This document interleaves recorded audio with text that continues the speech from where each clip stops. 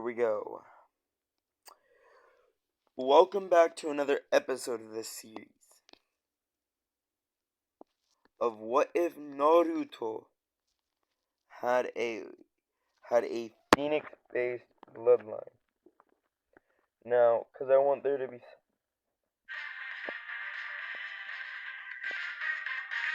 there we go. This shouldn't be too noisy, and I can easily take over it. So, let's go over the main abilities of this. Wait, no, we don't. So we're gonna skip right past the bell test. All you need to know is they pass, because Naruto and Satsuki were working together to perfection. Sakura got tied up to the tree. They fucking fed her, even though they didn't truly want to, but they both knew that's the only way for them to pass.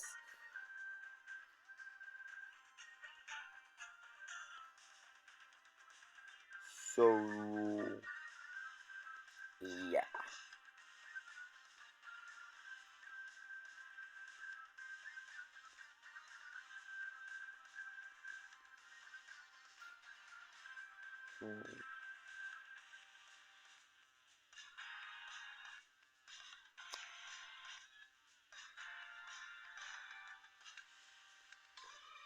So, we're doing two things mainly. In case you're wondering if this is going to be another lemon in this part, most likely, I'm not too sure yet, so you'll know when it comes out. So let's get right into it.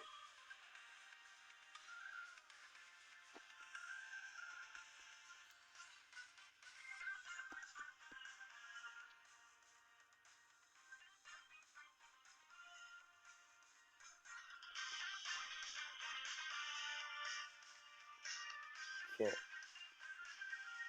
So now let's get past this.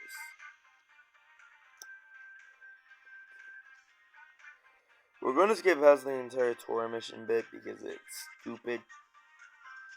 And Naruto to most likely bring that demon, that hell spawn with the flames of hell, with the Phoenix flame.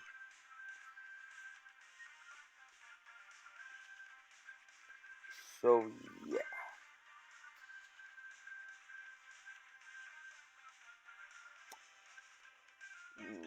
This time though, it ain't Naruto who demands a hire. Kakashi just straight up tells them, hey, they need a high rank mission. D-ranks aren't just doing it anymore. They're too strong for this shit. It's kind of sad knowing how strong they are and that they're still stuck doing D ranks. I literally cannot defend you because how dumb what you're doing is truly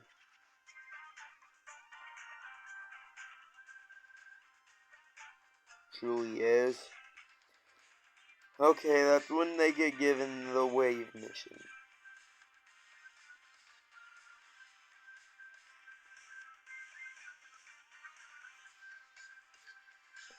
And here's the thing, if I ever do a Femhaku ship, I want to make this clear to you. If I do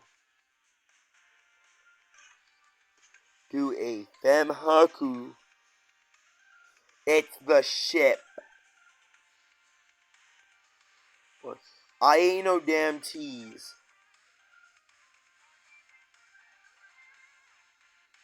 Haku, it's the damn ship. Dozer, get down from there! Dozer! I know you heard me, goddammit!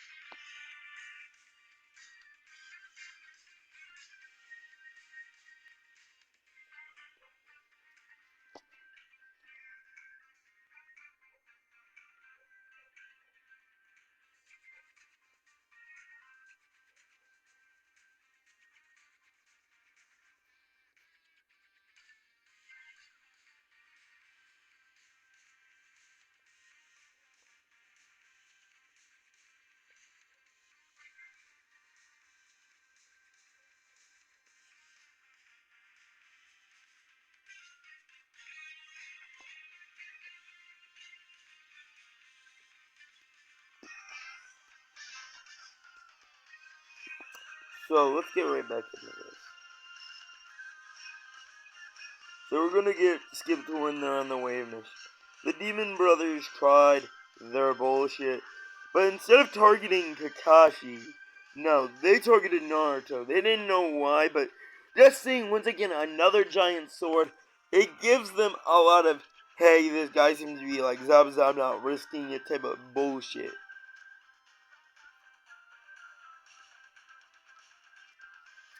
So yes, they attacked Naruto by cutting him in half, thinking they won.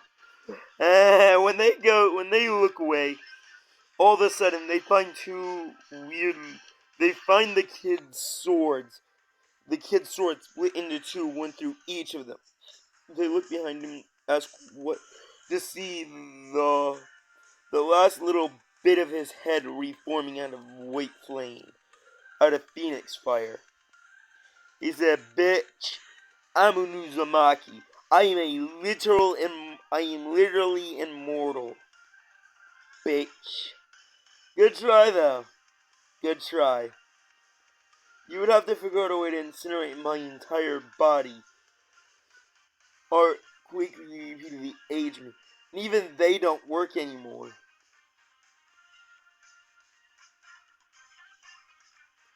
Because when I die of old age, I'll be remade as a child.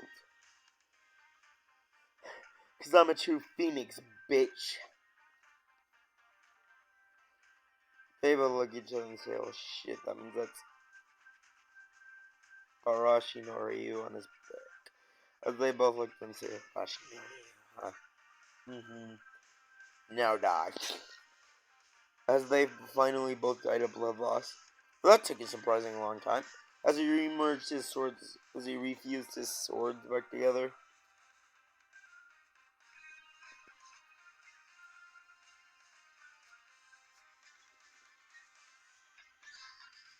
That kind of shocked him a little, though. Stupid.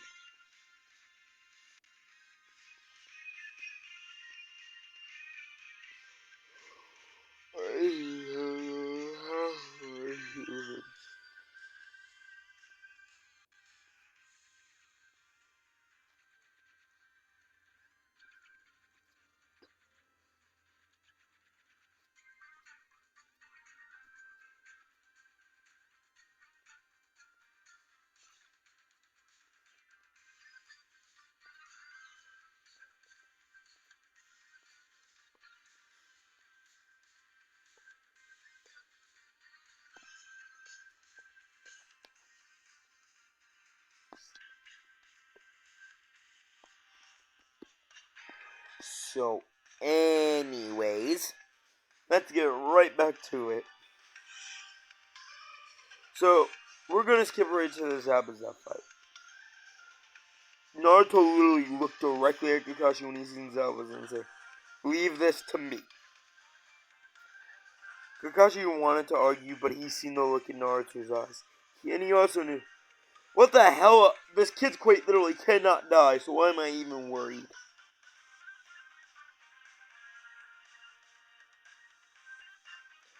As we see Sasuke with her katana on her back as well, wondering, should I cut somebody?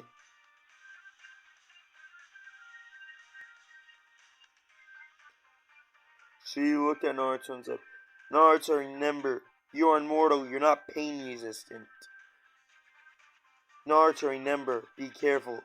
Just because you're immortal cannot mean you cannot feel pain. He walked up to Sasuke and kissed her and said, don't worry, babe, I can handle this.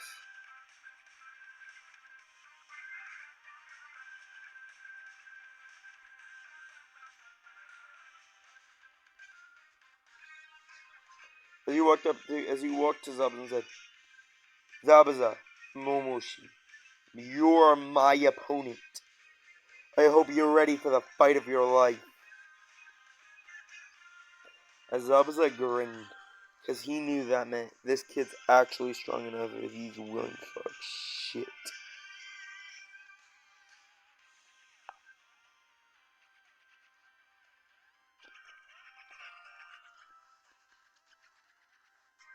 As the hymns of it started clashing, as he drew Urashi no Ryu and Zabuza drew the Kibikiri Bocho, as they just started clashing. It was almost like seeing two gods of sword styles. Naruto released and fused his two blades and started dueling them at once. Ting ting ting ting, as their blades kept clashing and clashing, trying to overpower each other. What was shocking Zabuza though was that Naruto was overpowering him a bit. He was barely able to throw Naruto off of him, as Naruto ran right back at him at full speed, as they clashed again. As Naruto blocked the Kibikiri Bocho, as Zabuza went for a slash with the Kibikiri, Naruto blocked it with his right, with the right half of, with the right, with one, with a part of the, of his, with his right blade, and cut him, and chopped his arm off with his left blade, and cut his left arm off with his left blade, and cut one of his arms off with his left blade. This shocked Zabuza. He never thought, as a master swordsman, he would lose an arm. As if Naruto was still just following his instinct, Naruto kicked him and sent him flying. Naruto knew this was a fight, not a game anymore. To Naruto, victory became everything. Fuck everything else. He needed to win. He wanted to win. No, he needed to win. For his clan's honor, that blade was stolen from. But Naruto also cannot deny Zabuza's true skill and talent.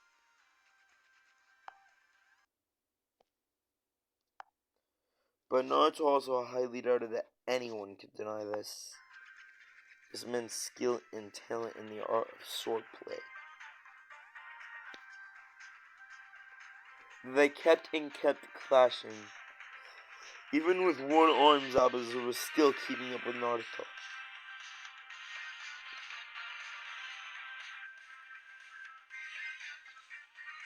As if Naruto was still just following his instinct, he quickly, for one, re-merged his swords and cut Zabuza in half. But before the Hunter Nin could move in a fit of rage, because he could tell the Hunter Nin was always there, he drew a kunai and threw it in an instant at him, as the kunai pierced the man's head, as the man hit the ground. That was a pure instinctual movement by Naruto, taking up the main threat of Zabuza and Haku.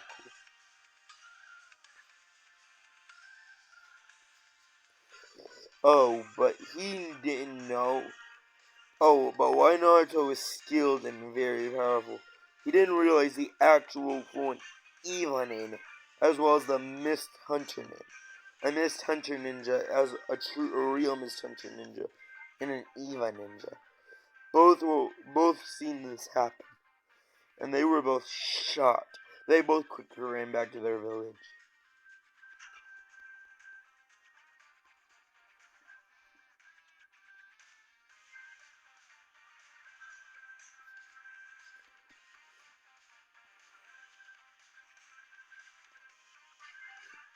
As Naruto walked over to his girlfriend and kissed her and said, "I told you I'd be safe."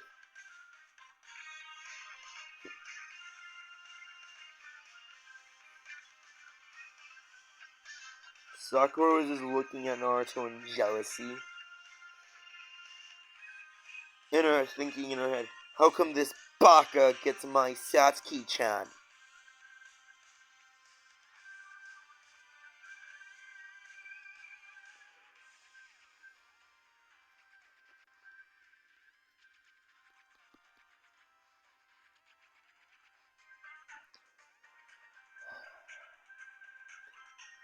As Naruto resheathed his sword on his back,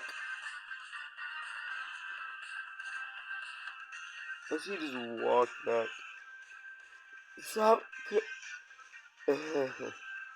Kazuma just looked at Gushing and said, "Is that kid normal? Is all of you getting that powerful? No. Satsuki, I would say, is near that level. But Sakura is the dead last. Naruto is the top of the class. Naruto is a prodigy in Kenjutsu, Funjutsu, and his bloodline. Phoenix. Blessing of a Phoenix. That's his bloodline, the blessing of a Phoenix. That's why he said he was immortal. He is immortal. There's literally nothing on this planet that can kill him. He can't age. He will stop aging when he reaches his prime. As well as he cannot die by any injury.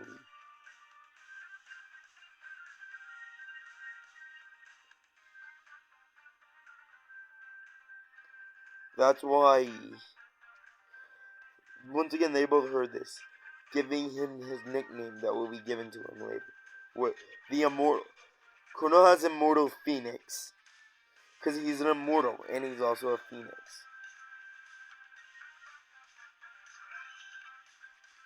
So he became Konoha's immortal Phoenix.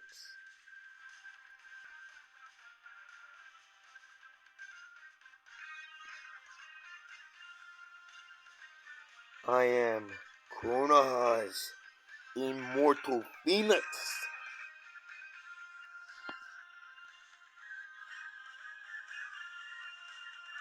Orochimaru been wanting an Uzumaki to experiment on, to see if he could take over their body, therefore be truly gaining his goal and becoming immortal.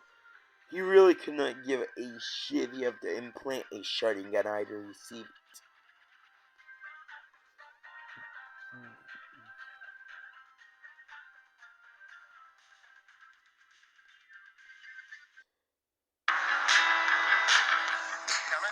The Volkswagen Taos. German engineering everyone can get into. Visit your local Volkswagen dealer for 1.9% APR financing for 36 months on a new 2023 Taos or Tiguan.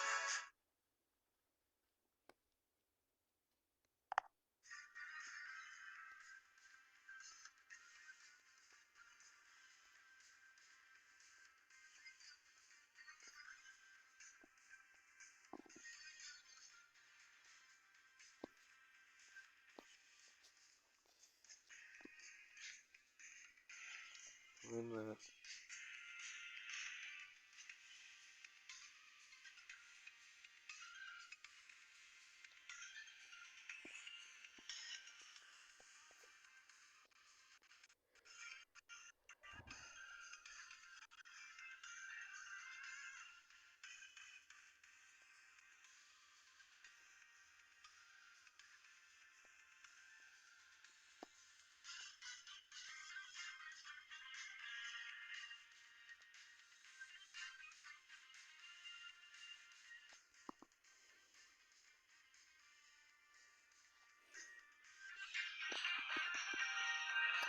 Let's get right back to this. When they reached Hazuna's house, they met Inari and Tsunami.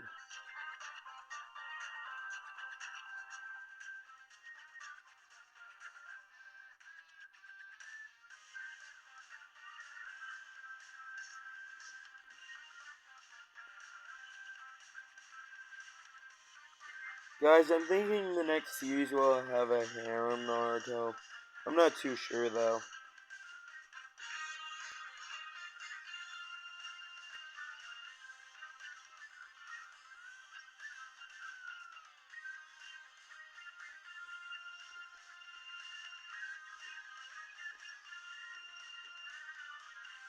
Let's get right into this though. Okay,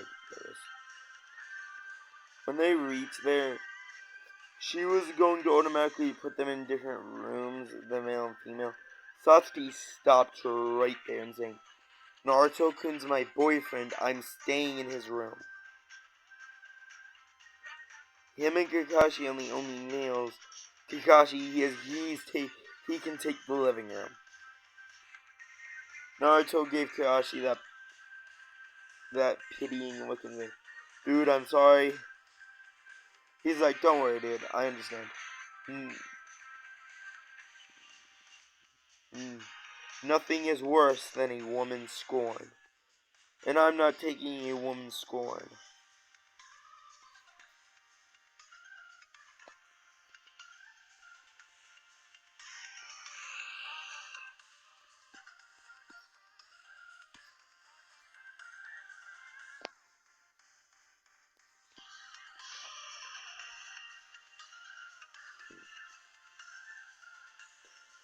Not to mention, they have been having a high, ever since their first time about a couple months ago, their libido skyrocketed to a point where it's unnatural. She moved in with Naruto not too long ago in the Namikaze manner.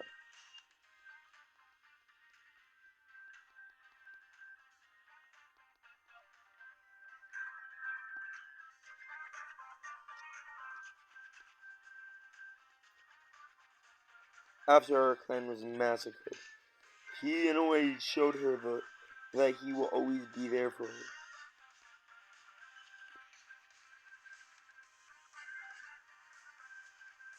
What made it even better for her is that she knew Itachi literally could not do shit to him. He was literally immortal when he died, when her clan died. Therefore, he cannot die.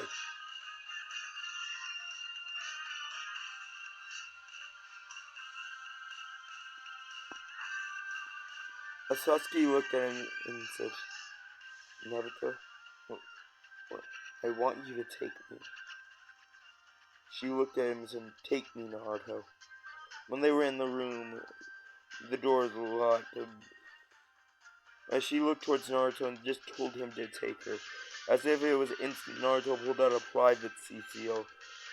A private CCO. As well as a seal to stop anyone from breaking in. While he was doing that, Sasuke started to undress slowly to give him a show.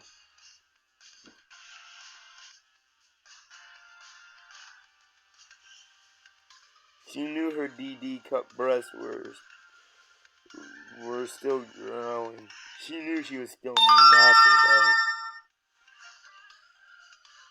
Her breast size was far from normal or natural by any meaning of the word.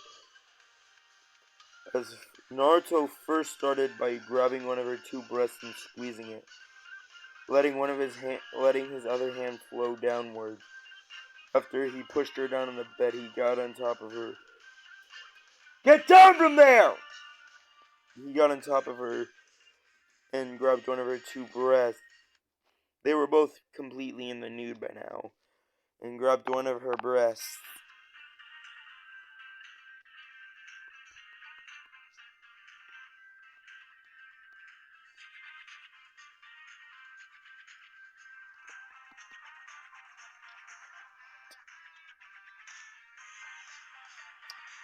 So, let's get right back into this.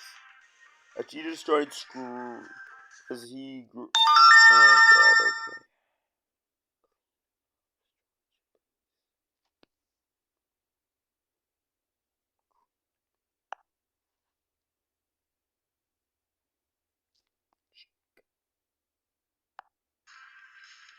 Strange.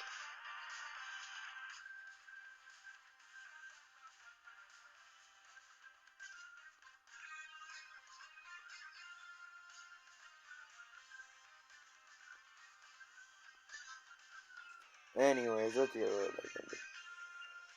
As one of his hands were, as his entire, every 5 seconds he put another finger in her pussy, doing it once again this way as his other mouth was sucking in her breath. Her fist was inside of his hair.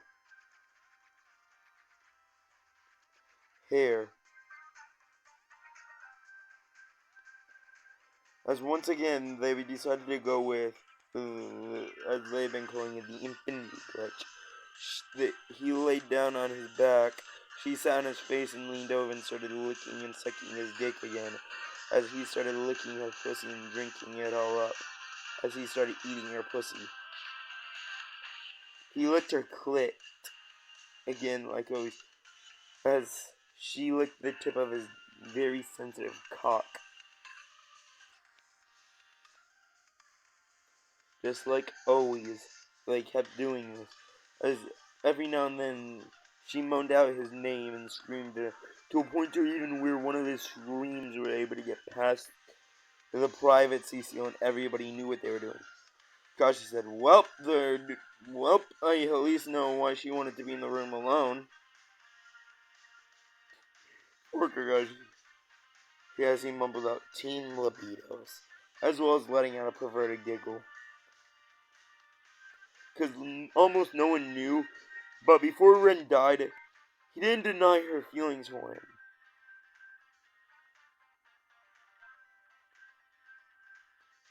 They were dating a while before Ren died. She didn't, that's him and Ren were. She died by choice, though, by jumping on his Chidori. To a point to, but that was not the first time she chose to jump on his Chidori back then. She was always, and I mean whenever she could, jumping on his Chidori.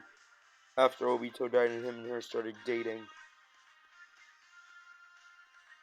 And I think you know I mean dick by Chidori. Ren Nahara was amazing at sex. Kakashi would never know why though.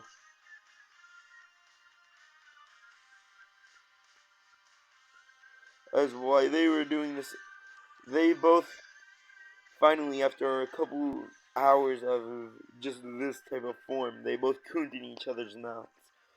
Naruto licked up all of her juices as she licked up all of all of the sperm off her face. As they kissed one more time. Naruto fully leaned her over, pushed her as she stood up off the bed this time, and put her hands up against the wall and leaned over and bent over.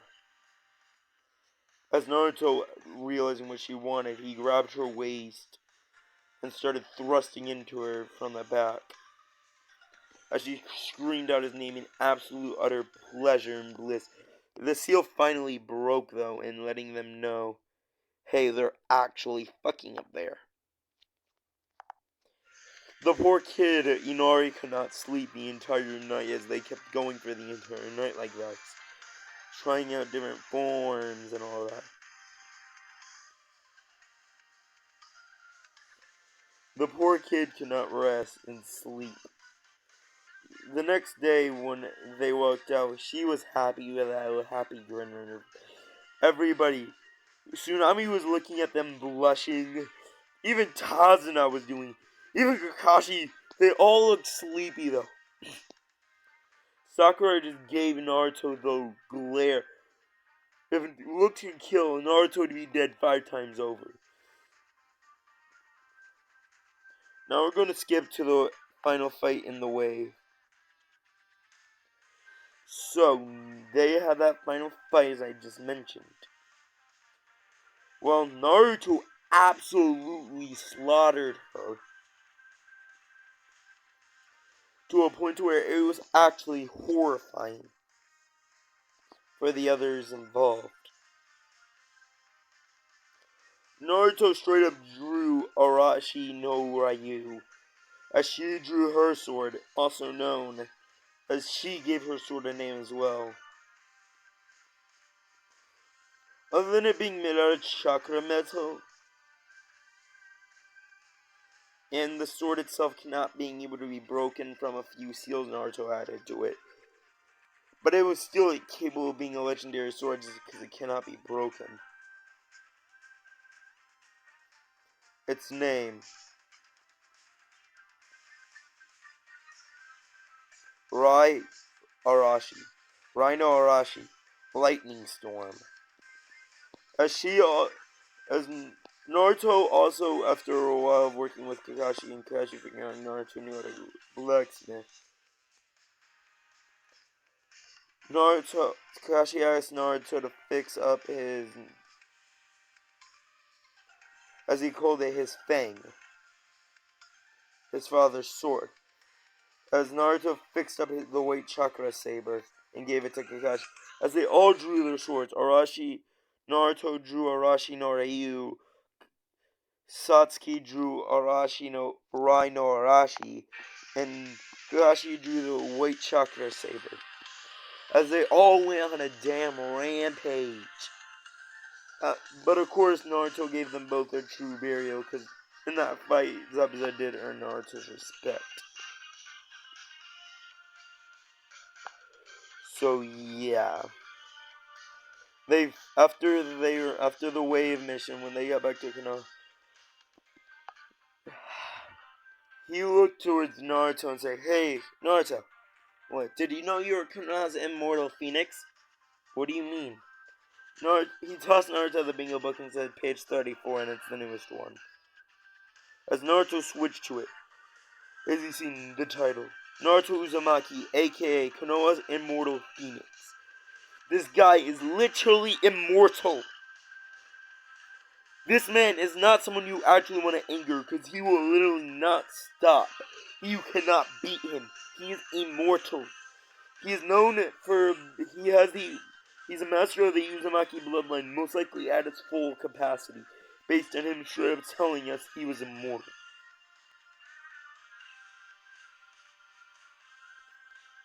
He literally cannot die otherwise. Adding all of his basic other skills to this, not to mention he's also, from what we could tell, a Fuinjutsu and Kenjutsu master. Adding this all together, we're dealing with a true Uzumaki. He is Naruto Uzumaki, Konoha's immortal phoenix. An S-rank threat. Do not fuck with him. He literally cannot die. And I repeat this to you and you alone, Orochimaru. I know you want his body, but do not piss this son of a bitch off. He will break you. So guys, this is the end of part 2 of What If Naruto Had a Phoenix Bloodline.